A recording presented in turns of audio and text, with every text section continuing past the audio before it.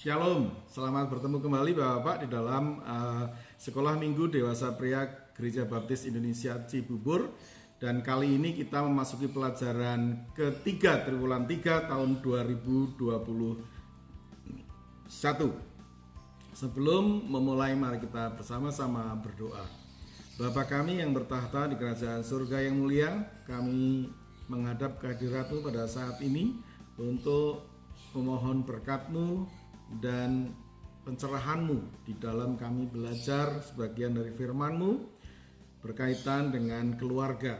Kiranya Tuhan berkati kami semua dari awal hingga akhir, sehingga kami akan mendapatkan berkat yang luar biasa dari Tuhan dalam kehidupan kami.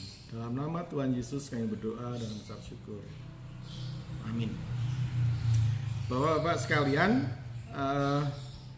pelajaran ketiga diberi judul Tuhan memberiku keluarga, di mana di dalam pelajaran ini mempunyai tujuan bahwa kita semua memahami bahwa Tuhan Allah mendirikan keluarga bagi manusia. Kita semua juga mengucap syukur atas keluarga yang diberikan Tuhan kepada kita.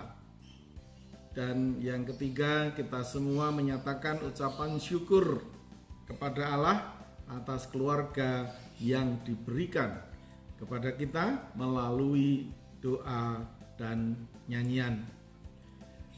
Perikop yang digunakan adalah Kejadian pasal 2 ayat 18 sampai dengan 25. Saya berharap seperti biasa bahwa Bapak-bapak akan membaca perikop tersebut terlebih dahulu sebelum mendengarkan pelajaran ini sampai selesai. Bapak-bapak sekalian, kita melanjutkan pelajaran ini dari pelajaran yang kedua, di mana di bagian akhir pelajaran 2 tersebut kita melihat adanya berkat Tuhan kepada Adam sehingga dia diberi semacam informasi atau perintah, kalau boleh saya katakan. Dikatakan demikian, beranak cuculah dan bertambah banyak, penuhilah bumi dan taklukkanlah itu, berkuasalah atas ikan-ikan di laut dan burung-burung di udara, dan atas segala binatang yang merayap di bumi. Mungkin muncul di dalam pemikiran kita dengan berkat ini. Bukannya Adam masih sendirian, kok sudah diberkati dan diperintahkan, kalau boleh katakan, untuk menguasai, beranak cuculah dan kuasailah, taklukkanlah bumi.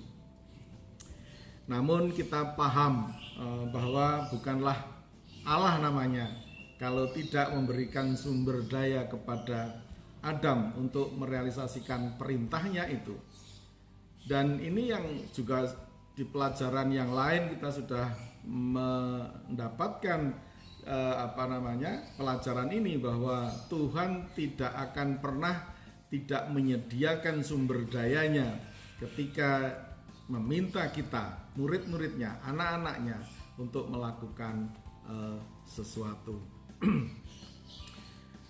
Bapak sekalian, Allah memberikan tugas kepada Adam dan memberikan yang Adam perlukan untuk mengerjakan, yaitu Allah memberikan keluarga bagi Adam. Jadi pembentukan keluarga ini sudah direncanakan oleh Allah sebelum Dia memberkati Adam, seperti yang terungkap di dalam Kejadian 1 pasal 1 ayat 28 yang sudah kita baca tadi. Nah, di dalam pelajaran 3 ini kita membahas tahap yang ditempuh oleh Tuhan dalam memberikan Adam sebuah keluarga. Bapak sekalian, mari kita lihat ayat 2, pasal 2 ayat 18, di mana bagian pertama ini diberi subjudul Tuhan memberiku keluarga sesuai pernyataannya, tidak baik bila sendiri. Sebenarnya apa masalah yang ingin Tuhan perbaiki? Ternyata adalah bahwa pria itu sendirian. Sejak awal Tuhan tidak merancang manusia untuk hidup dalam kesendirian. Secara khusus, pernikahan antara pria dan wanita adalah bagian dari rencana Tuhan bagi umat manusia sejak awal, bahkan sebelum dosa masuk ke dalam dunia. Jadi dari ayat 18 di atas kita belajar bahwa Tuhan sejak belum menciptakan sesuatu sudah merancang sesuatunya dengan sempurna, termasuk ketika membentuk sebuah keluarga dari Adam dan Hawa. Demikian juga keluarga di antara kita, para bapak dengan para istrinya. Karena di dalam Alkitab sudah banyak ayat-ayat yang mendukung pembentukan keluarga ini. Pengkhotbah pasal 4 ayat 9 dan 10 berkata demikian. Berdua lebih baik daripada seorang diri, karena mereka menerima upah yang baik dalam jerih payah mereka. Karena kalau mereka jatuh, yang seorang dapat mengangkat temannya, tetapi wahai orang yang jatuh, yang tidak mempunyai orang lain untuk mengangkatnya. Bapak sekalian, jadi keluarga kita ini pun sebetulnya sudah dirancang oleh Tuhan sebelum kita menetapkan pilihan kita seorang istri. Itu dari apa yang sudah kita lihat dari yang terjadi kepada Adam. Sebenarnya Tuhan sudah merancang segala sesuatunya dengan sempurna. Demikian juga untuk keluarga kita. Memang selalu ada tantangan di dalam hidup bersama dengan pribadi lain, pribadi istri kita. Tetapi kesendirian bukanlah rencana Allah atas manusia. Allah menciptakan manusia sebagai makhluk sosial karena selalu membutuhkan orang lain di dalam hidupnya. Makhluk sosial adalah orang yang tidak bisa hidup sendiri. Orang selalu hidup dan bisa bertahan dengan adanya orang lain.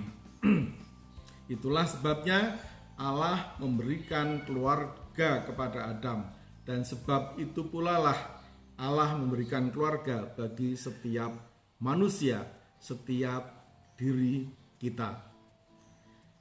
Bapak sekalian, dengan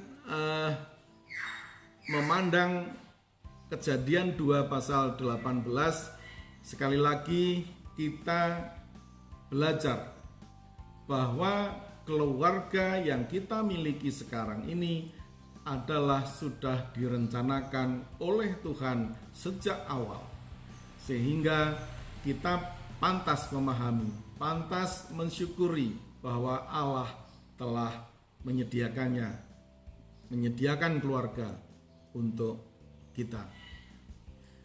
Bagian kedua dari pelajaran yang ketiga ini adalah Tuhan memberiku keluarga dengan memberikan penolong yang sepadan. Saya berharap Bapak sudah membaca Kejadian pasal 2 ayat 18 sampai dengan 23. Di samping menanggapi kesendirian Adam, Tuhan juga berkenan menjadikan penolong yang sepadan dengan dia. Arti penolong lebih cenderung kepada pendukung Jadi dilihat dari sisi kedudukan tidaklah lebih rendah dari Adam. Jadi penolong dapat diartikan juga sebagai rekan sekerja atau pasangan. Bapak-bapak sekalian, di dalam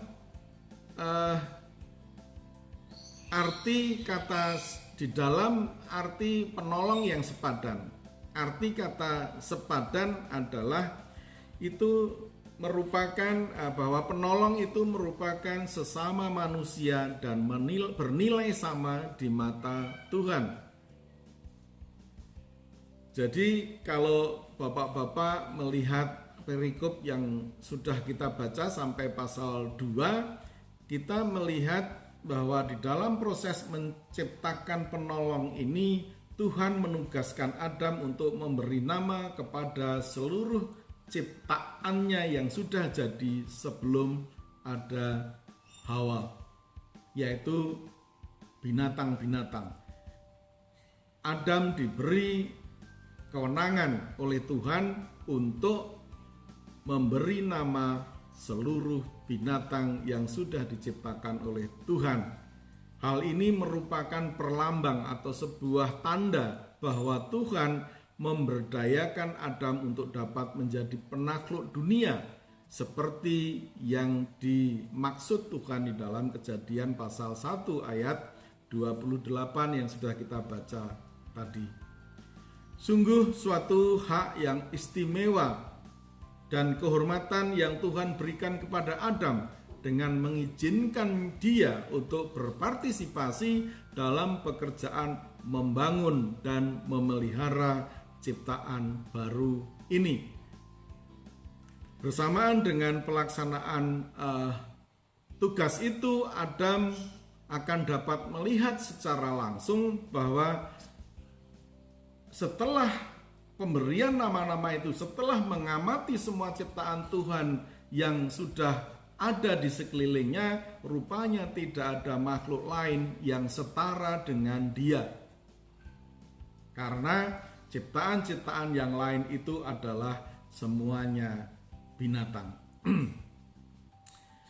Hanya orang lain, laki-laki dan perempuan yang dimaksudkan untuk disatukan sebagai satu daging di dalam Kejadian pasal 2 ayat 23 dan berbagi tingkat hubungan itu. Artinya adalah bahwa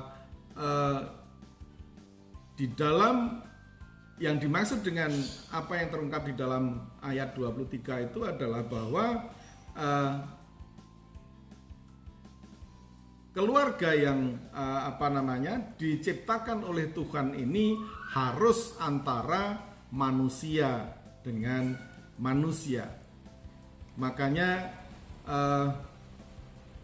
setelah Adam melihat apa yang ada di sekelilingnya, dia bisa merasakan bahwa dia berbeda dengan ciptaan-ciptaan Tuhan yang sudah terjadi pada saat itu. Setelah Tuhan melihat Adam menyadari hal itu, Tuhan membentuk dan menciptakan Hawa dari tulang rusuk Adam. Karena diciptakan dari tubuh Adam, Hawa adalah setara dengan Adam, namun memiliki pribadi dan gender yang berbeda dengan Adam. Karena kasihnya kepada manusia, maka Tuhan menyediakan pasangan bagi Adam untuk membentuk sebuah keluarga. Apa artinya ini bagi kita?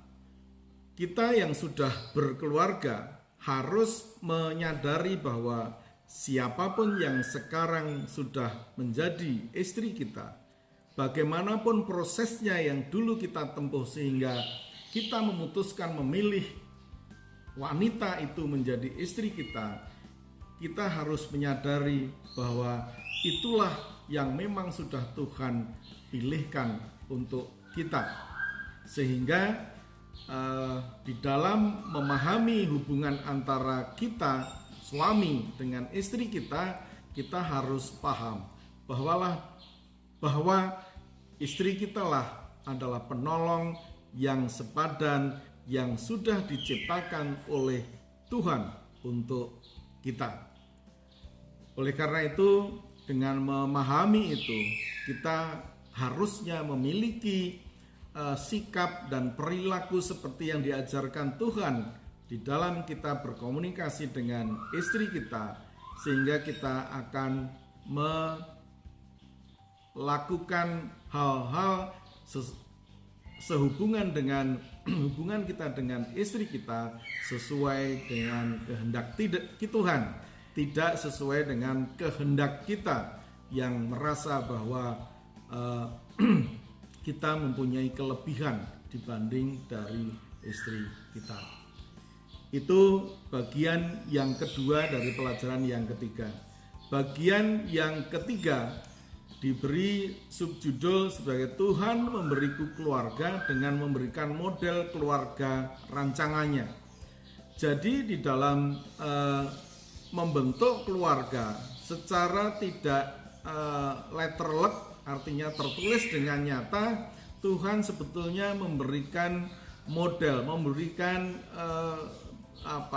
semacam ketentuan-ketentuan yang harus ditaati oleh orang-orang yang percaya kepadanya. Lihatlah di ayat 24 yang dikatakan demikian. Sebab itu seorang laki-laki akan meninggalkan ayahnya dan ibunya dan bersatu dengan istrinya, sehingga keduanya menjadi satu daging. Jadi seorang laki-laki setelah memiliki istri harus meninggalkan ayah dan ibunya supaya keduanya menjadi satu daging.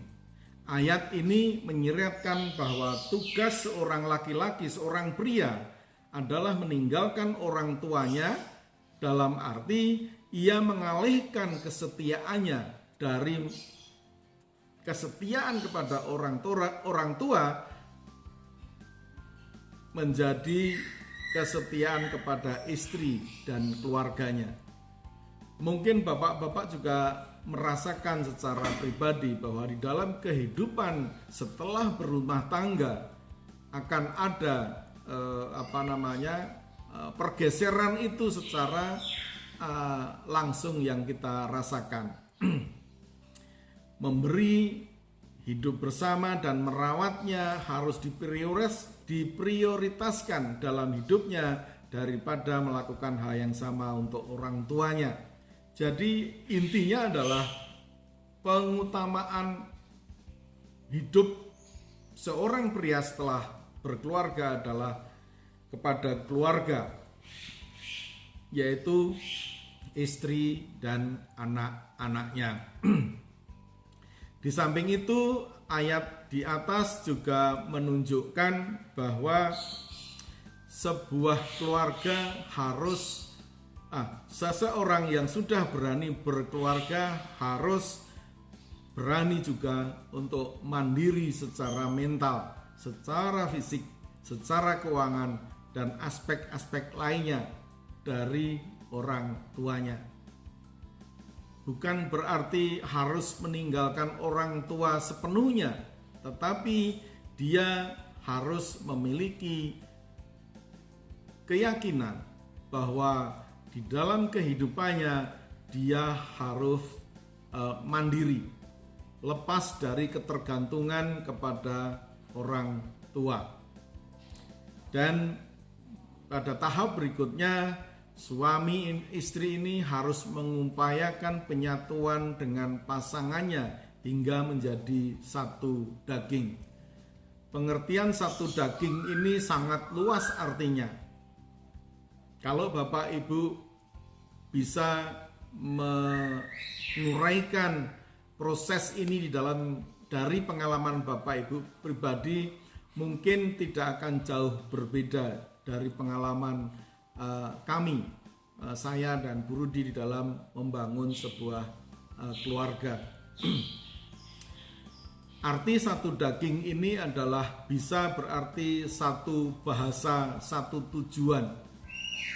mungkin di dalam kita berpacaran dulu atau memutuskan ya mari kita menikah, tidak pernah dinyatakan apa tujuan kita menikah.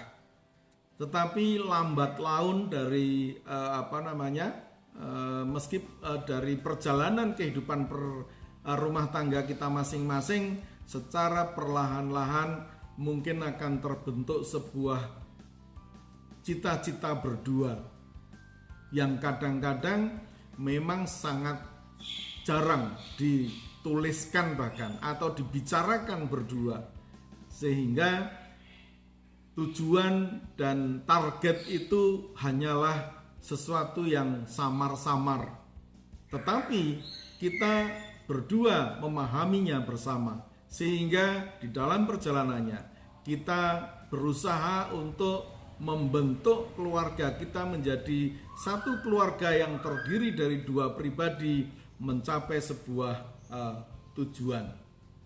Berusaha sedaging, berusaha sebahasa, berusaha setujuan, sehingga dengan demikian kita akan bisa saling menyesuaikan dengan tujuan yang tidak pernah tertulis dulu ketika kita berdua dengan istri kita menyepakati untuk membangun bahtera rumah tangga.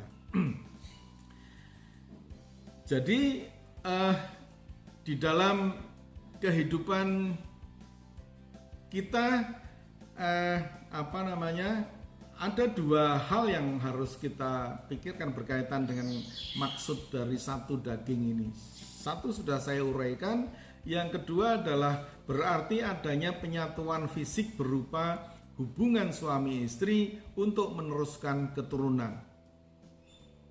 Saya yakin semua orang yang memutuskan untuk berumah tangga memiliki keinginan untuk memiliki momongan, keturunan, dan itu adalah salah satu realisasi atau manifestasi dari sebuah pengertian satu daging tadi.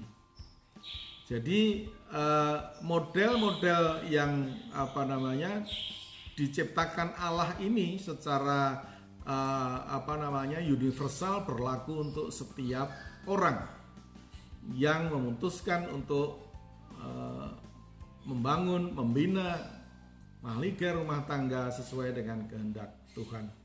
Model lainnya yang ditetapkan oleh Allah adalah bahwa dalam pernikahan Kristen adalah satu laki-laki hanya untuk satu perempuan, monogami dengan lawan jenis, sehingga tidak dikenal istilah poligami di dalam pernikahan Kristen, dan kita semua sudah memahami hal ini. Inilah yang juga patut kita gunakan sebagai dasar kita memberikan bimbingan kepada anak-anak, kepada cucu-cucu kita ketika mereka mulai remaja, mulai dewasa, mulai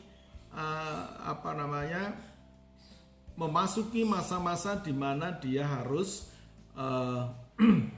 membina jalinan dengan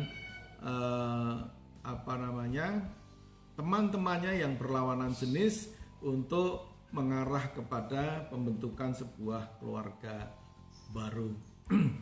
Jadi Bapak sekalian, Allah begitu mengasihi manusia, Ia memberikan keluarga bagi Adam dan sekaligus memberikan petunjuk-petunjuk bagi Adam kepada Adam dan keturunan berikutnya dalam membangun keluarga.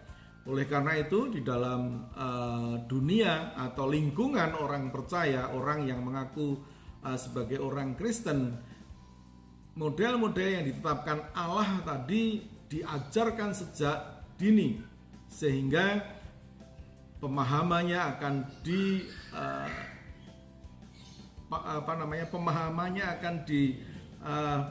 dirasakan oleh orang-orang yang percaya sejak kecil hingga dewasa. Sebagai penutup, kita sudah belajar bahwa Allah adalah pribadi yang menciptakan manusia dan memberi tugas khusus kepada manusia untuk beranak cuculah dan taklukkanlah bumi. Yang kedua, Allah juga adalah pribadi yang melengkapi manusia dengan keluarga agar manusia dapat melaksanakan tugas darinya. Karena dengan keluarga ini maka berkat Tuhan untuk manusia beranak cucu dan memenuhi bumi itu akan dapat terlaksana. Kemudian Allah memberikan petunjuk tentang model keluarga yang diinginkannya untuk dilakukan oleh semua orang-orang yang percaya kepadanya. Kita sudah melihat tadi di bagian yang ketiga, rancangan keluarga yang telah Allah contohkan menjadi model bagi keluarga-keluarga di dunia, khususnya keluarga orang percaya. Dari pelajaran kali ini kita patut bersyukur Allah telah memulai lembaga keluarga sebelum manusia menyadari kebutuhannya akan keluarga, bahkan sebelum manusia jatuh ke dalam dosa. Sekarang tanggung jawab kita adalah untuk membina keluarga agar berjalan sesuai dengan firman Tuhan. Sebagai diskusi dan penerapan, ini juga semua saya ambilkan dari buku, maka Bapak-bapak bisa membaca di buku pelajaran. Yang pertama, menurut Bapak-bapak sekalian, apakah jodoh seseorang dipilihkan oleh Tuhan? Jika demikian, mengapa ada perintah, janganlah kamu merupakan pasangan yang tidak seimbang dengan orang-orang yang tidak percaya. Sebab persamaan apakah terdapat antara kebenaran dan kedurhakaan, atau bagaimanakah terang dapat bersatu dengan gelap? 2 Korintus pasal 6 ayat 14. Yang kedua, apakah kita boleh meminta ganti apabila setelah menikah kita mendapati ada banyak dosa dari hidup pasangan kita? Pertanyaan menarik ini untuk didiskusikan. Yang ketiga, apakah orang yang tidak memiliki pasangan hidup berarti tidak memenuhi rencana Allah? Kita melihat banyak di sekitar kita orang-orang yang tidak menikah sampai dengan saat dipanggil Tuhan. Apakah orang-orang ini tidak sesuai dengan rencana Tuhan?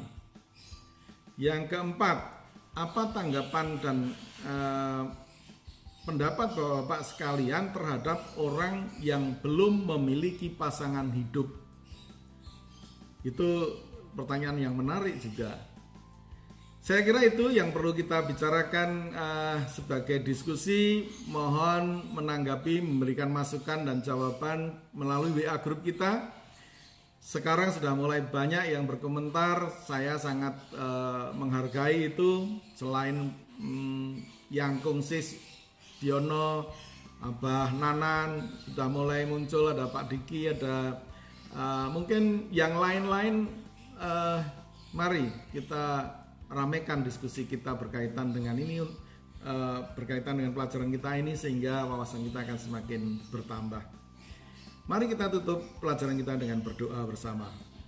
Bapa di surga, mengucap syukur atas bimbinganmu selama kami belajar pelajaran 3 triwulan 3 tahun 2021 ini.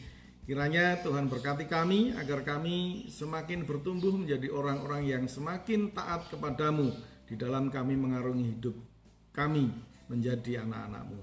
Dalam nama Tuhan Yesus kami berdoa dan mengucap syukur. Amin. Shalom Bapak Ibu sekalian, sampai ketemu di pelajaran yang keempat. Terima kasih, Tuhan Yesus memberkati.